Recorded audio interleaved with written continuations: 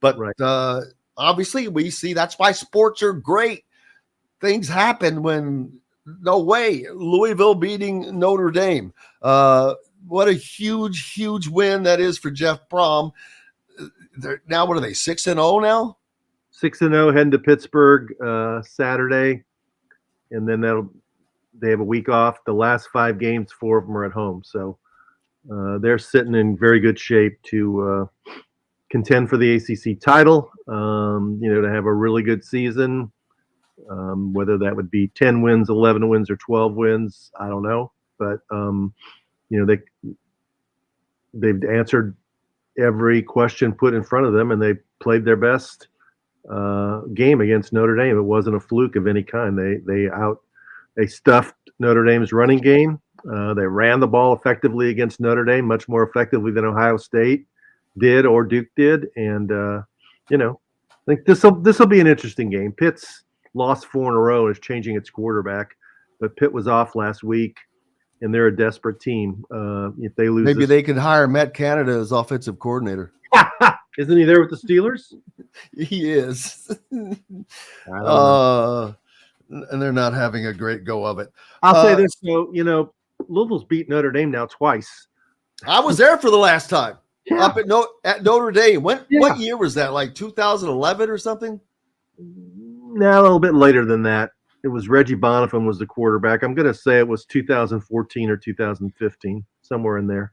I went up there to take my daughter. I had gotten tickets, and I did not have other responsibilities, so I took my daughter. And I've said this many times. It was an incredible experience. And if you have not had an experience to go to a Notre Dame game, I don't care who you're a fan of. They treat everybody. They've got people scattered all over the place on sidewalks. Welcome to Notre Dame. Can I help you? Guiding you because they know people want to go see the Golden Dome or the Grotto or whatever. It's nuts. And I'm like, it's a freaking museum of sorts. Yeah. And they treat it that way. It's a bucket list experience. You need to see a game at Notre Dame. Without question. The only thing I've ripped them for, I was fortunate to have seen Indiana play them the last time they played in '91 with Trent Green. That was before. Yeah, I went to that game. I was there with Rick Van Hoos, as a matter of fact. Oh wow! But that was before they raised it a little bit and increased it. Right. And the fact that they did not leave a cutout at the end for the touchdown, Jesus, I'm like, how do you not do that? Because before you could see the touchdown, Jesus, from down in no matter where you were, pretty much, and now you can't. And I'm like, why, give up 50 seats, man. Come on. But, oh, well, there's that. The Big Ten schedule is out.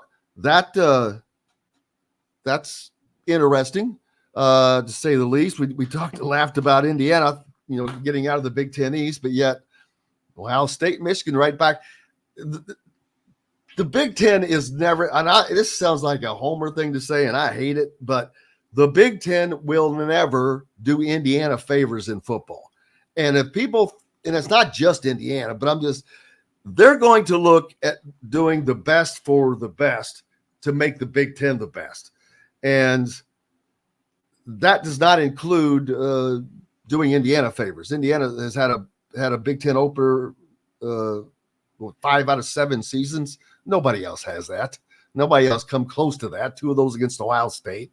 They played Iowa once. That was Iowa's second time since 1979 of having a Big Ten opener. So that's how that's going to go. But hey, I think they did a good job with the schedule overall in itself.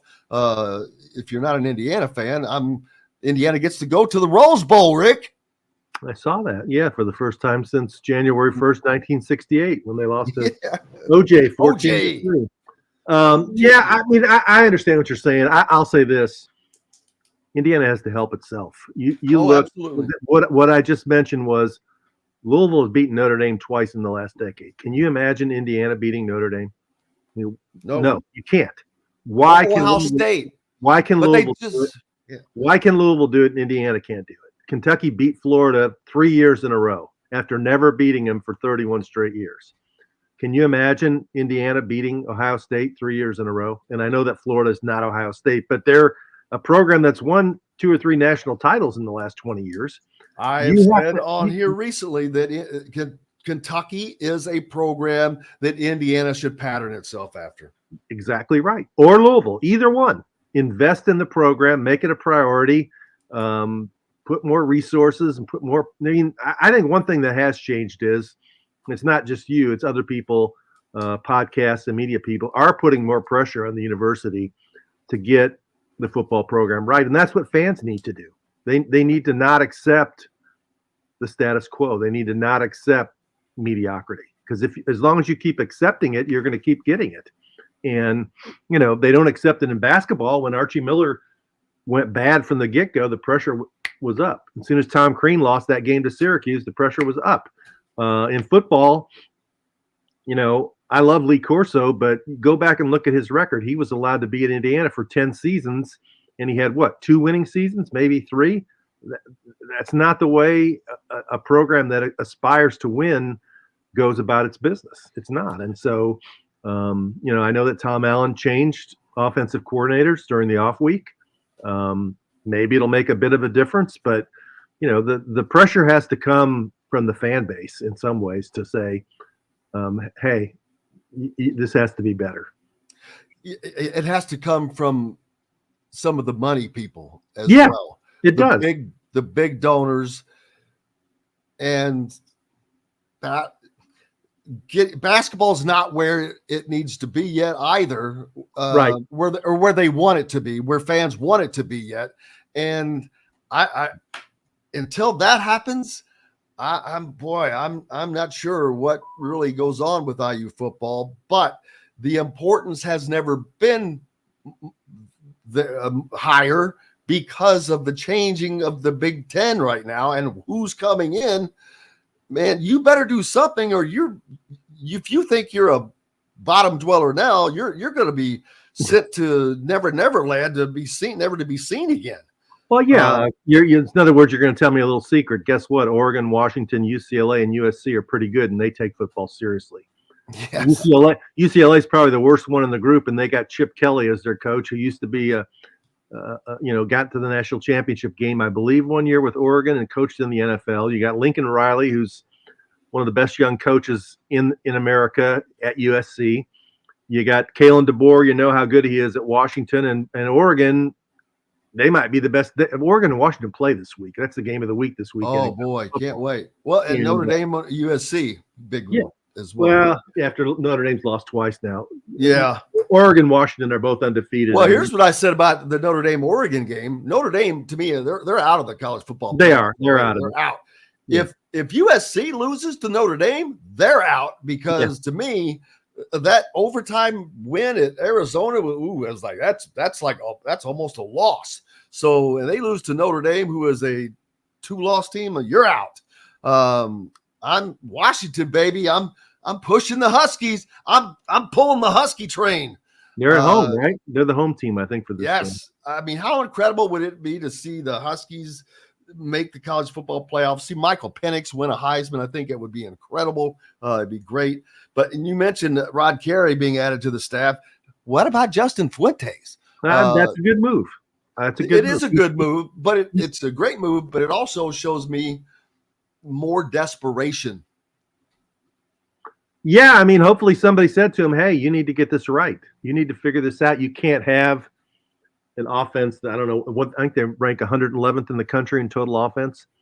Can't have that. You can't. I mean, there are teams that are worse.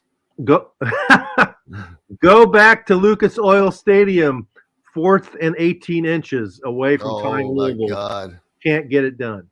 Can't have that.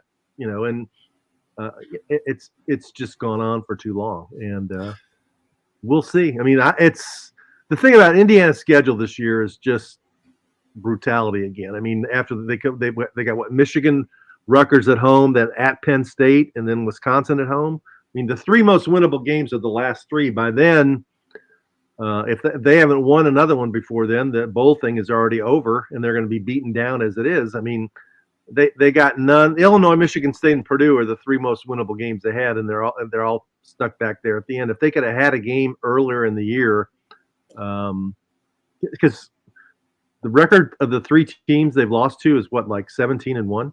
Is that correct? Yeah, they're. I mean, there's no doubt their schedule is brutality. Yeah, it's rough. And but Louisville's not a Michigan. Louisville's not in a category. You shouldn't be getting beat by Maryland like that. You should be like, if you're a boxer, there's like super heavyweight, welterweight, whatever. You should be in the same weight class as Maryland. Yeah, should be. And unfortunately it's more like a MAC, but a middleweight. They're playing more like a middleweight right now. But we'll see if there's credit. That's going to be the weird thing. What happens if there's some improvement? And then the offense? Yes. And then you're like, okay, well, who's getting the credit here? How's that going to go if all of a sudden things are going well? And between Carey? I'd say that to be Carey, because Fuente's just an analyst. He can't really go out in the field and coach. He can just break down film and make suggestions, I guess. But the bigger thing will be like, why was Walt Bell hired in the first place? Couldn't get anybody else, I don't think. I guess, I don't know, but he wasn't the right guy, and there seems some kind of disconnect between. I might be wrong. It seemed like they came into the season though not understanding what kind of offense they really wanted to be. Do they want to be a running offense? They wanted to be a spread offense with some option. Do they want to be a passing offense? The whole thing about not naming a quarterback suggests there was uncertainty. Even now, I guess Jackson is going to start again, but. Last game Sorsby was better, right? I've called for Sorsby. I said he should have been the starter from day one. I've not changed from that, and I agree with the offense. They don't know. Part of that is, and I hate saying this, but Tom is not an offensive mind, so he doesn't really have whatever offensive scheme he has. It's just something that he's like adopted and say, well, okay, I'm gonna go with this one, as opposed to one that has developed it, worked on it. But